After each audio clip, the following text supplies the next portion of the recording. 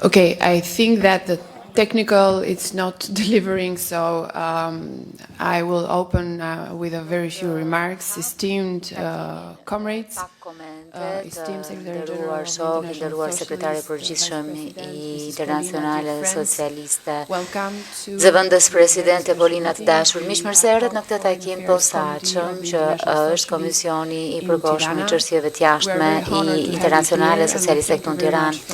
Jemi shumë nderuar që ju kemi këtu, ju falenderojmë shumë për mbështetjen tuaj, për fushatën në fakt të Partisë Socialiste që po e mbështesni dhe arsyeja pse po na vizitoni.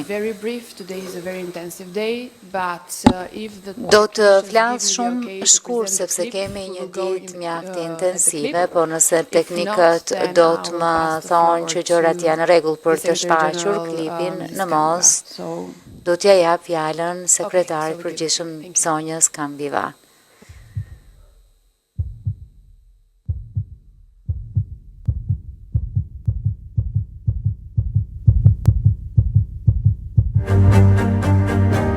When we still looked in black and white, when war echoed through our lives.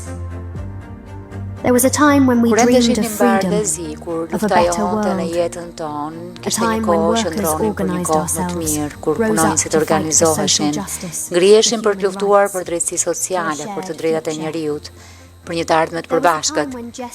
Ishte një kohë kur gjestet e veprat flisnin njëmi fjalë, kur pajtimi dhe paqja tingëllonin qartë dhe fort. Ne jemi produkti i gjithë kësaj. Ne vim nga e mbar bota, jemi të bashkuar nga të njëjtat vlera të drejtësisë dhe përparimit që kanë nxitur përpara për vite të tëra këto vlera, për të gjithë që Oliver Palme dhe Bruno Kreisky luftuan dhe për të cilat Salvador Allende kërkoi të ngriheshim. Ato vlera për të cilët njerëzit e lirë kanë ecur përpara. Jemi Internacionale Socialiste në momentet vendimtare për botën dhe Europën. Kemi qenë ne socialistët që kemi garantuar tranzicionin në paqe dhe përparim. Dhe duke qenë se ne nuk jemi të kënaqur, ti duam idetë tona në heshtje, jemi ndërkombëtaristë, i çojmë kudo, jemi kudo ku njerëzit duan të organizohen për të luftuar për një botë më të mirë. Jemi ëndra e lirisë që është kaluar nga brezi në brez, nga shoku në shok, nga socialisti në socialist. Dhe sot, 70 vjet më vonë, vazhdojmë të punojmë e të luftojmë për të njëjtat vlera.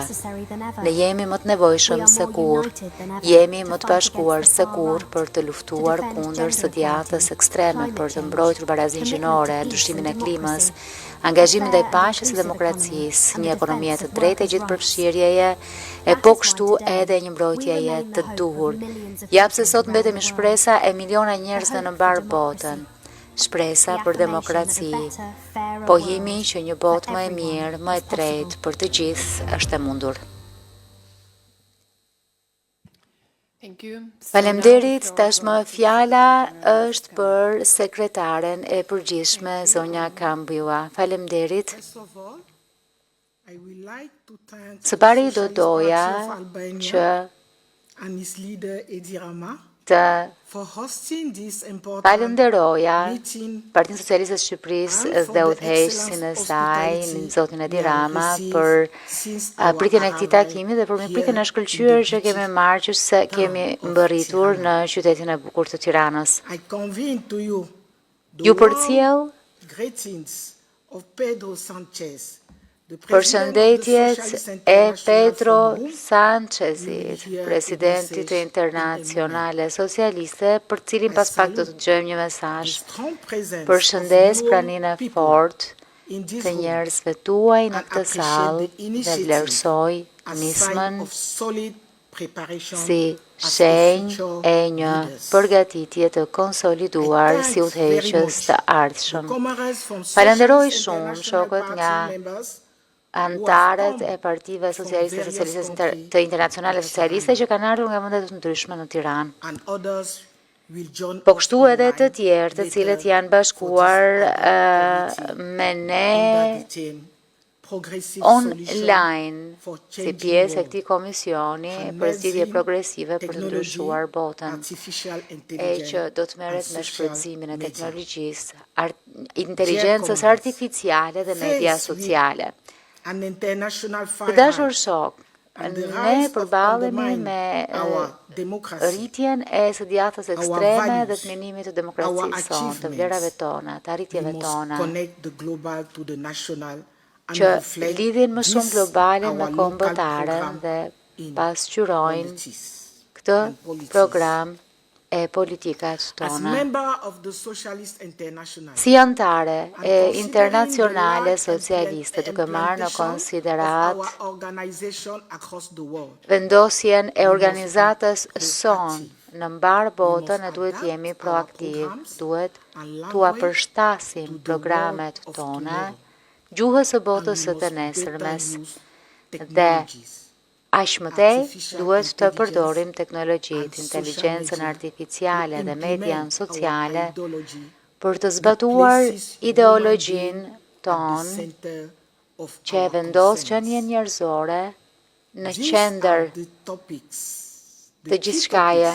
Këto janë temat kryesore që do të jenë pjesë e diskutimit tonë në vijim të punës së Komisionit parë të përkohshëm në Ankara, që u përmbyll me deklaratën e Ankaras në shtator 2024 gjatë kongresit të jashtëzakonshëm të CECP-së Turqisë Partisë si Motor. Do doja të theksoja që këto komisione ad hoc të internacionale socialiste janë ndryshe nga takimet të tjera të internacionale socialiste, sepse me komisionet ad hoc ne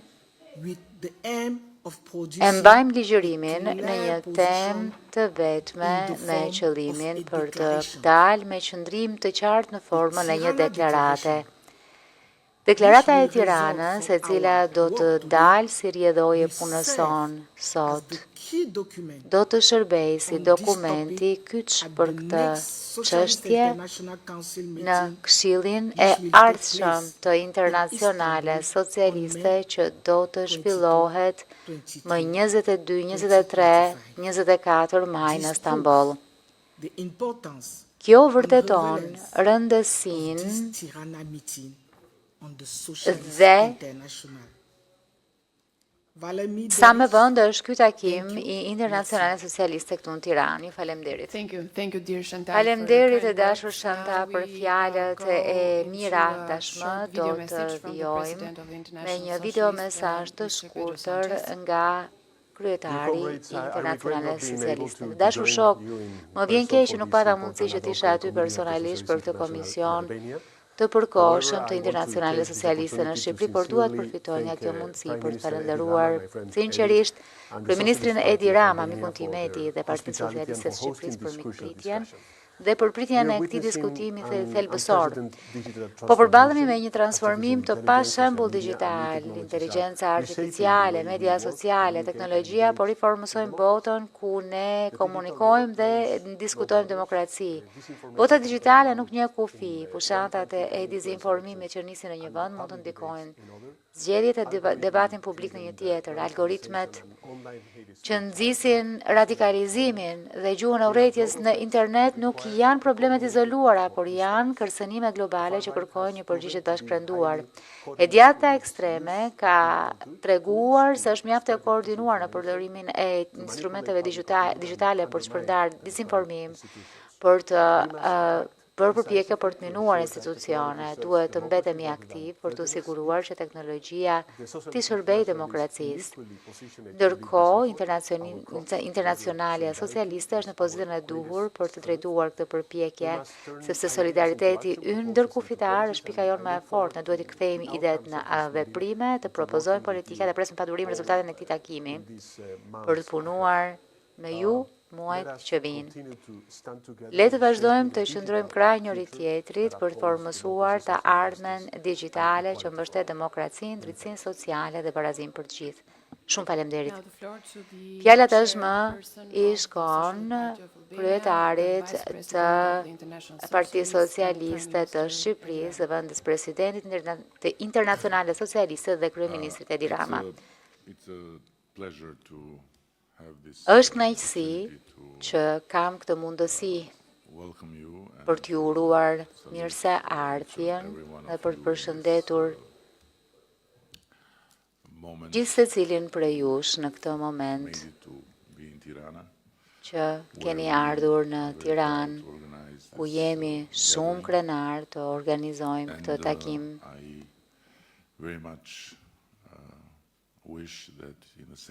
Do të doja shumë që në të njëjtën kohë ju të shijonit edhe qytetin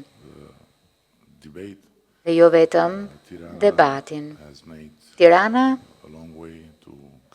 ka bërë një rrugë të gjatë për të ardhur këtu ku është sot. Është mjaft e gjallë e një kryeqytet që ndryshon dita ditës.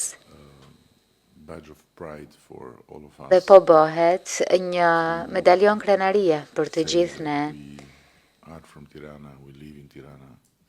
që themi jam nga Tirana, jetoj në Tiranë, punoj në Tiranë dhe mikpres miq në Tiranë. Nga ana tjetër, siç mund ta dini shumë mirë, tashmë jemi në fund të mandatit të tretë të qeverisë son progresive dhe presim me padurim një fushat mjaft tërheqëse zgjedhore për të marrë mandatin e katërt dhe për të përmbushur misionin që kemi marrë me shumë seriozitet që nga dita e parë për të quar Shqipërinë në Bashkimin Evropian e për t'i dhënë fund më së fundi një historie të gjatë marginalizimi, diskriminimi e gjithë shkaje tjetër që mund të shtoni vetë. Jemi bekuar që kemi lindur në zemër të Evropës, por po kështu, në të njëjtën kohë, kemi qenë të mallkuar, sepse kemi qenë të izoluar e çkëputur nga Europa dhe nga rrugtimi drejt Europës për një kohë kaq të gjatë. Është koha jonë tashmë, është momenti ynë, është shansi ynë, është mundësia jonë e madhe për ta përfunduar këtë punë dhe për të nxjerrë maksimumin e këtij shansi të jashtëzakonshëm që na paraqitet si një mundësi mjaft faktike për të bërë pjesë e Bashkimit Evropian. Që kur dolëm nga maksi I diktaturës komuniste, kjo është era e parë që shohim një mundësi reale për të bashkuar me Bashkimin Evropian dhe që është tani. Yjet janë në drejtimin e duhur, yjet tanë, yjet e BE-s. Ndoshta jo për të njëjtat arsye, por çka është e rëndësishme është që yjet janë të raditura si duhet dhe ne mund të hedhim hapin. Sa për t'ju dhënë një ide për atë që po flas, mbani parasysh që të gjitha vendet e Ballkanit Perëndimor duan të bashkohen me Bashkimin Evropian.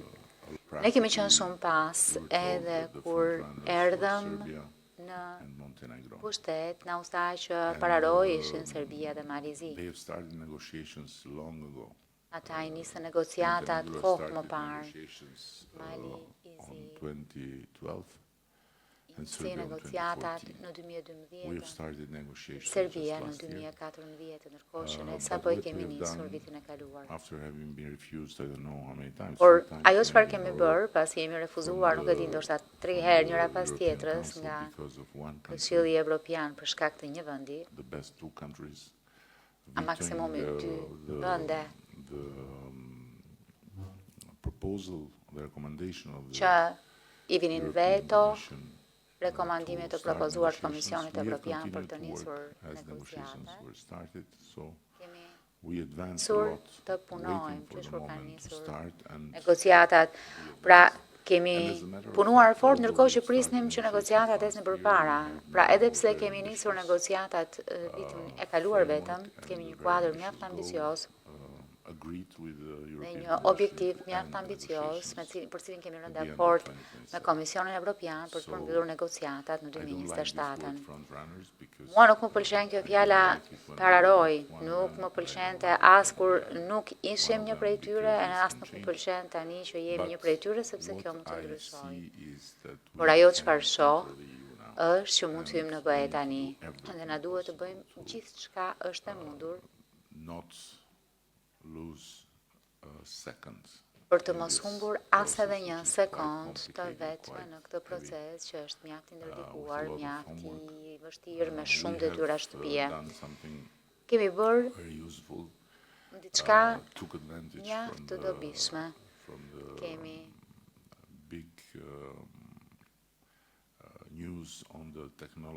përfituar nga të rejat e mëdha të teknologjisë me inteligjencën artificiale që po shpërthen dhe me ardhjen e jetë të ChatGPT-s. Së bashku me Mira Muratin, një prej bashkëthemeluesve të OpenAI, e cila është shqiptare, kemi ndërtuar një ekip.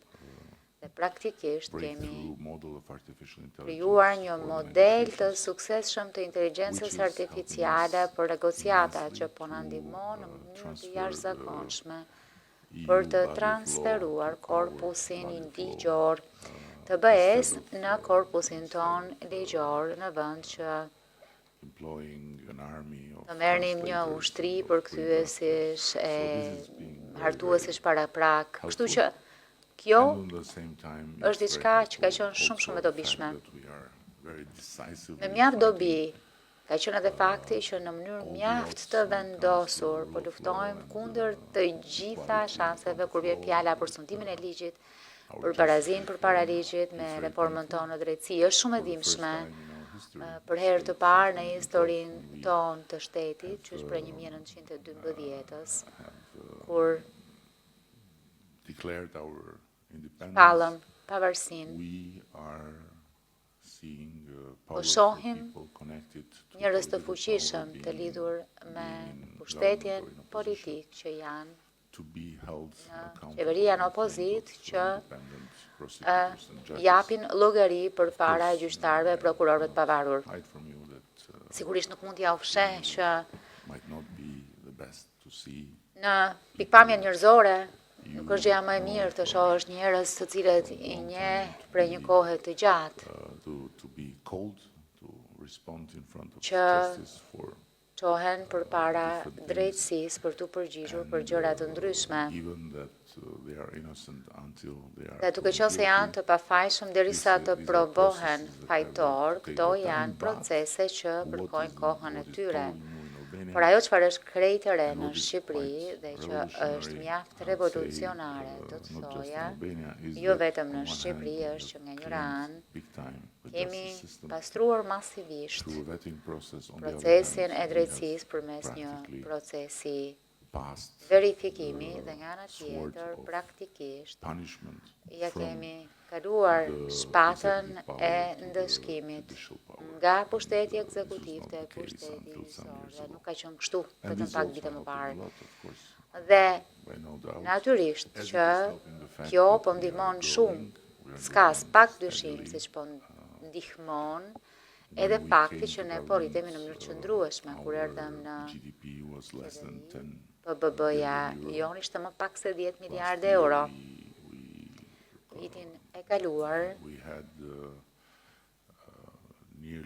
patëm të paktën 25 miliardë euro, 2.5 herë më shumë.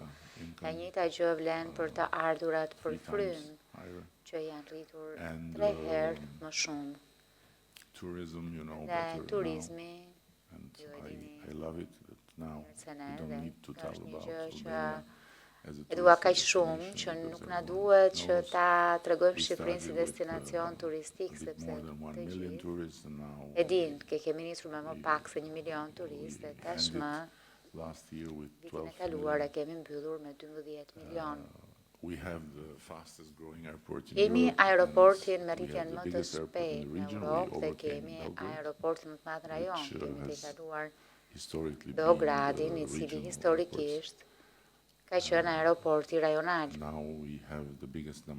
E tashmë kemi dhe numrin më të madh të udhëtarëve në Tiranë. Kështu që këto janë gjëra mjaft të mira. Sigurisht nuk janë mjaftueshëm, prandaj na duhet që të ecim përpara. Këto nuk janë arritje të cilat duhen marrë si arsye për të ndënjur rehat, por i konsiderojmë natyrisht të arritje se një motivim shumë i fortë, si një provë që ne mund t'ja dalim dhe që mund të përmirësohemi gjithmonë më shumë. Kështu që kjo është ajo çfarë po përpiqemi të bëjmë dhe ajo çfarë do të bëjmë. Por vjen fjala për panoramën më të gjerë.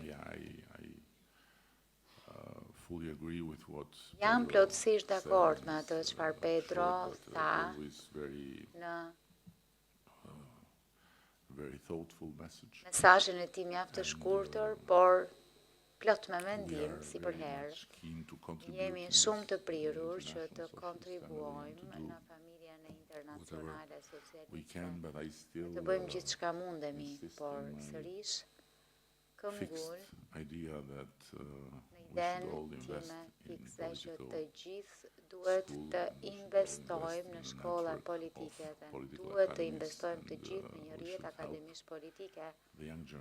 Duhet të ndihmojmë brezin e ri të kuptojë që politika nuk është e keqja, në të kundërt politika është një instrument që njerëzimi nuk mund të përballojë ta humbë.